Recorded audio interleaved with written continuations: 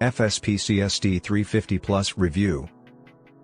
Home builders' opinions on the CST350 Plus have more to do with quality such as components and fitment, than numerical aspects such as performance. It is mysterious why this case was advertised to hold a maximum of 3 2.5-inch drives despite its ability to accommodate 9. The CST350 features 3 mounts for up to 240mm radiators, and when you look at the rear of it, you'll discover it has available space to mount a vertical graphics card in place of one of the radiators. On the left side of the case, there are 2 120mm fan slots, and there are other holes in which you can install 2 additional drives. The top panel has 2 different spots where 2 more drives can be mounted, so that's a total of 4 drive mounting positions. Through the upper opening, we can see a power supply cage that is able to hold 1 extra 2.5-inch drive, making it 9 total. Additionally, there are 2 more drive mounts located up front. The filter sheets that trap dust on the top and side panels are secured with magnetic strips at 2 ends. As the front filter isn't removable, we would have to leave it alone unless we had access to compressed air or a vacuum cleaner. FSP simplifies access to the external PSI slots by making them slightly larger and adding covers that are secured with magnets screwed to the back of the chassis. It gets complicated when decomposing the layers.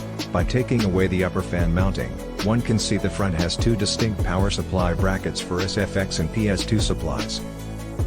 Fastened on the motherboard tray is the SFX drive cage that keeps the unusual drive at the top. Moreover, it is feasible to take off that enclosed space and reinsert it onto the back of the main fascia. If you're using a micro ATX board, remember to turn the SFX mount to fit it sideways and attach it to the front panel. However, its default location only fits mini ATX motherboards. Here, observe the radiator and its fans covering the micro ATX motherboard. However, the thickness of the heatsink on the motherboard keeps it from aligning with our radiator's mounting holes. In addition, the location of the graphics card slot is not beneficial either. We would attempt to use the PCI Express X8 slot above it, were it not for the thickness of the heatsink. This leads us to have to switch to mini ATX instead. When installing the Dagger Pro 850 watts SFX power supply, securing it against the motherboard tray provides a gap between the top of the power supply case.